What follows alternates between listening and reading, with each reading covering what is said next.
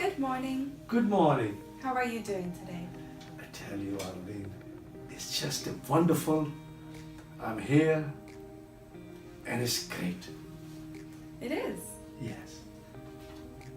I found an article on the internet from back in 2005. Senator Mike Crapo, Senator of Idaho, will begin radiation treatment. He actually was diagnosed back in 2000 with prostate cancer, and it came back in 2005.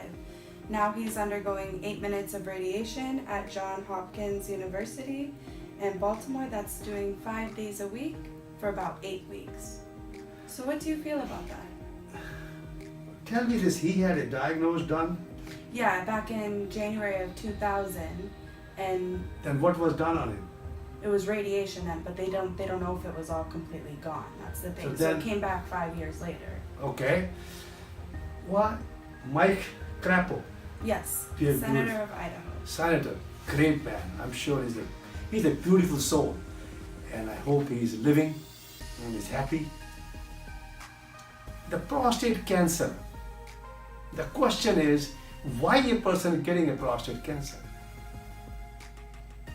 The first question is, why do we have a prostate and only men have this prostate? Why not the women have the same thing? But the Creator knows his business. The existence knows their business. The prostate, the function of the prostate gland is to secrete the prostate fluid. And that fluid makes the sperms alkaline. Without that alkalinity, the sperm cannot survive in that mother's womb because that is acidic.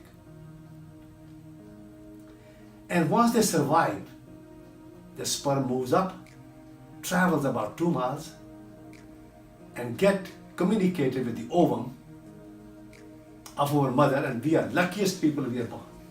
And we should be thankful. The poor prostate gland, which gave us a birth, now has become the enemy. Why? It's because of our own mind, because of our own conditioning, because we were anchoring to our thoughts, the ideas, the emotions, our greed, the pride, because we were living totally what we call is conditioned unconsciousness. You think he should have never got a prostate cancer? It's just 100% possibility. He could have never got the prostate cancer because if he would have lived consciously. Because the mind phenomena, we call it 1% mind phenomena, that human being has that.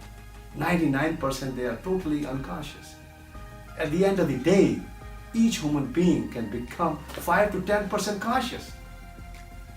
So 90 to 95% is unconscious. And that unconscious, that means each person is sleeping, they're daydreaming. And that unconsciousness has literally grabbed each one of us and wrapped up.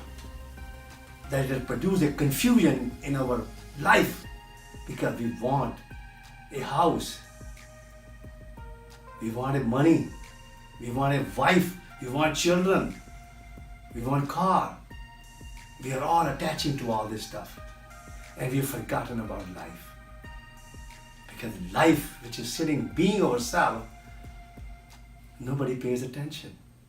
It's all money.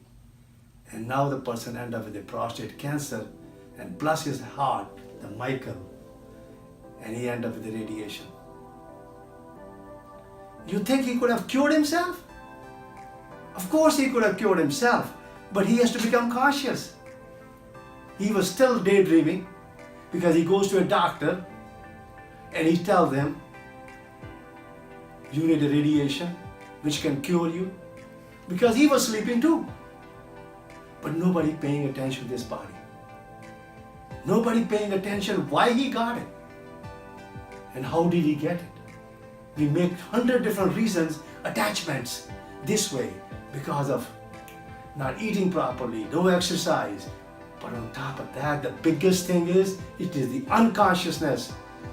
It is total sleeping. We have to wake them up. And my object is now is that we want to raise 1 million people in this country to wake them up. They are sleeping. I have created a book called The Orgasm Prescription for Conditioned Unconsciousness. I would like all of you to visit our website, orgasmworld.guru. And I request you to read a chapter called No Mind, No Disease. And you will beginning to understand what you are doing to yourself unconsciously. You literally have to become conscious. I wish all of you a good day. God bless. Namaste. Amen.